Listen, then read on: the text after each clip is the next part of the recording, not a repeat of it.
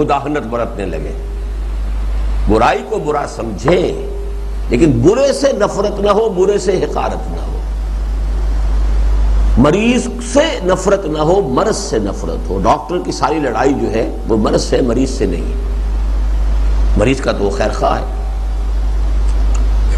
کل المسلم علی المسلم حرام، ہر مسلمان ہر دوسرے مسلمان پر حرام ہے. یہ حرام کا لفظ جو ہے بڑا عجیب ہے. کچھ بری چیزوں کے لیے بھی آتا ہے، سور حرام ہے، شراب حرام ہے، اور بیت اللہ کے لیے بھی آتا ہے، مسجد الحرام، بلد الحرام. اس میں یہ ہے کہ جس شے کی حرمت ایسی ہے کہ اس کو کوئی بٹا نہ لگنے پائے. اب دونوں طرف جائے گا یہ کہ اگر آپ نے حرام چیز کا ارتکاب کیا تو گویا کہ اللہ نے جو اس کی حرمت قائم کی تھی آپ نے اس کا بٹا لگا دیا. کسی شے کی عظمت ہے، اس عظمت کو آپ نے کوئی نقصان پہنچا دیا تو اس کی حرمت کو بٹا لگ گیا. تو یہ دو دھاری تلوار ہے. کل المسلم علی المسلم حرام دمہ و مالہ و عرضہ. یہ کیا کہلاتے ہیں گرامر میں؟ اتنی گرامر تو آپ کو مجھ سے زیادہ آتی ہے. کیا کہیں گے اس کو؟ مرکب اضافی تو ہے.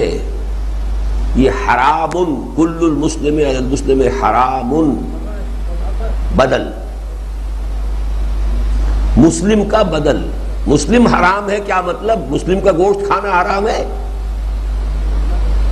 نہیں، اس کا خون حرام، یعنی اس کی جان حرام ہے. اس کی جان آپ نہیں لے سکتے. وہ ہم پڑھ چکے ہیں کہ صرف 3 چیزیں ہو سکتی ہیں جس سے جان لی جا سکتی ہے.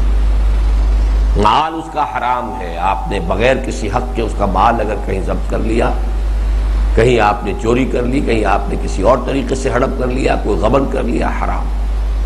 وعرضہ، اس کی عزت تہمت لگا دی، خام خواہ کی عیب چینی کی ہے، اس کی عزت نفس کو ٹھیس پہنچائی ہے. کل المسلم علی المسلم حرام. اور یہ اس مضمون تو خطبہ حجۃ الوداع کے دن جو ہے شدید ترین الفاظ میں آیا ہے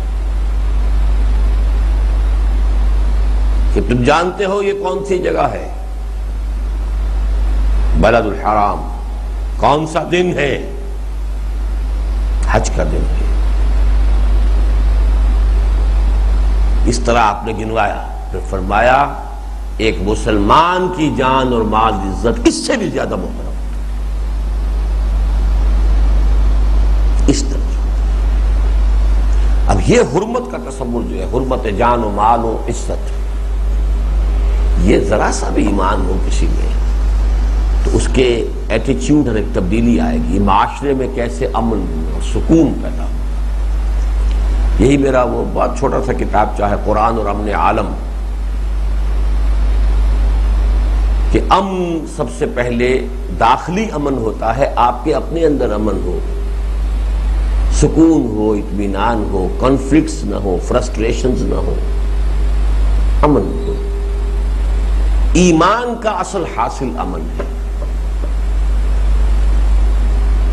اے اللہ جو تیری طرف سے آیا ٹھیک ہے، مجھے قبول ہے، سر تسلیم خم ہے جو مزاج یار میں آئے، کوئی شکوہ نہیں، کوئی شکایت نہیں. تجھے یہی پسند ہے کہ مجھے فاقے آئیں، میں بھی تیار ہوں، حاضر ہوں. تجھے یہی پسند تھا کہ میرا یہ سارا مال ضائع ہو جائے، اللہ جو تیری مرضی ہے.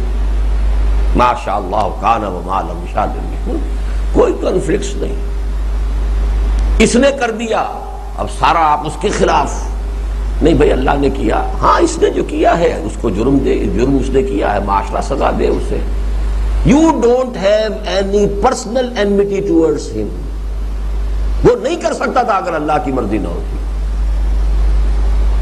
تو مجھے تو وہ اللہ کی مرضی سے ہوا جو ہوا، لیکن اس نے جو اس کے اندر حصہ لے لیا ہے تو اس نے اپنا گناہ بھی کما لیا آخرت کے لیے بھی. اور اگر وہ کاگنیزیبل آفینس ہے تو معاشرے کی ذمہ داری اسے سزا دے.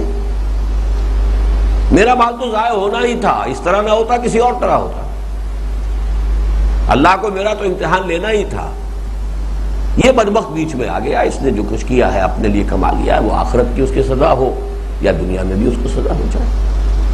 تو یہ چیزیں جو ہے ایمان اصل میں داخلی امن پیدا کرتا ہے. اس داخلی امن کا نتیجہ جو ہے وہ معاشرتی سلامتی ہے، وہ اس حدیث کے اندر ہے. اندر سے اس شخص کے جس کے دل میں ایمان ہے یہ سلامتی پھوٹے گی، اس کے وجود سے برآمد ہوگی، سرایت کرے گی ماحول کے اندر. لا تحاسدوا ولا تناجشوا ولا تباغضوا ولا تدابروا ولا يبيع بعضكم على بيع بعض وكونوا عباد الله اخوانا. المسلم اخو المسلم لا يظلمه ولا يخذله ولا يكذبه ولا يحقره. التقوى ها هنا التقوى ها هنا التقوى ها هنا. بحسب امرئ من الشر ان يحقر اخاه المسلم. كل المسلم على المسلم حرام دمه وماله وعرضه.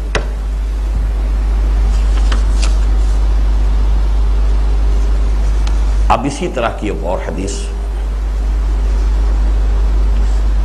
عن ابی ہریرہ رضی اللہ عنہ عن النبی صلی اللہ علیہ وسلم من نفس عن مؤمن قربة من قرب الدنیا نفس اللہ عنہ قربة من قرب یوم القیامہ. یہ وہی معاشرت کا معاملہ آ رہا ہے.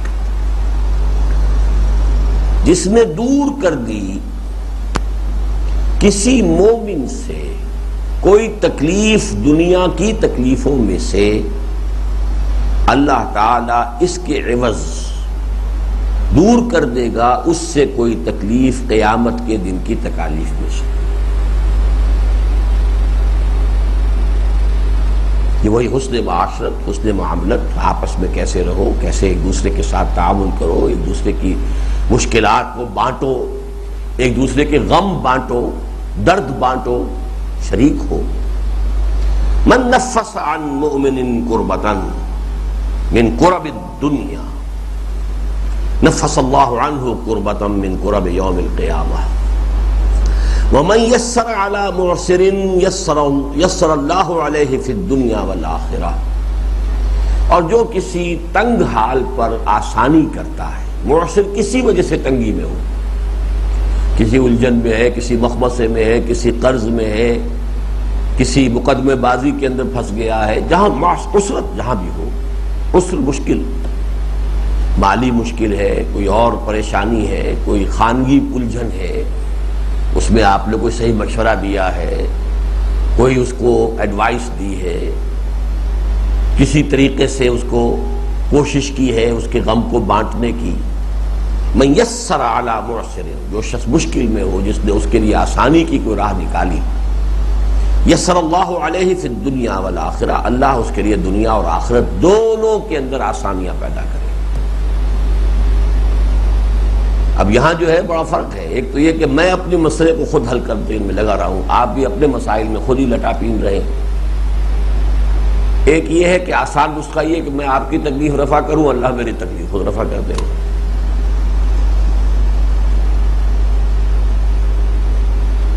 بڑا پیارا شعر ہے فارسی کا، فکر ماں درکار ماں آزار ماں،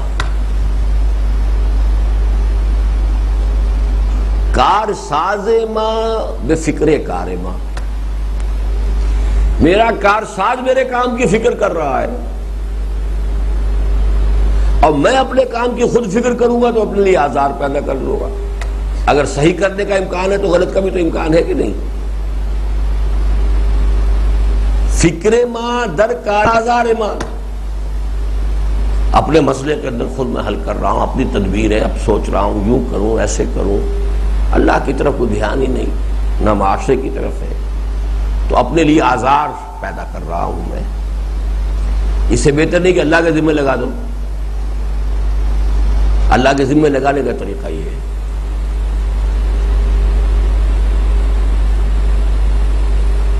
یہ ہے اصل میں آسان نسخے جو ہیں جن کو کہ ہمیں اختیار کرنا چاہیے. کار ساز ماں بے فکر کار ماں، تفویض کر دی، افوض امری الی اللہ، اے اللہ میں اپنا معاملہ تیرے حوالے کر دوں. سپردم بے تو مایا خیش رات دانی حساب کم و بیش. یہ ساری بحثیں سورۃ تغابن میں آتی ہیں. فکر ماں در کار ماں آزار ماں کار ساز ماں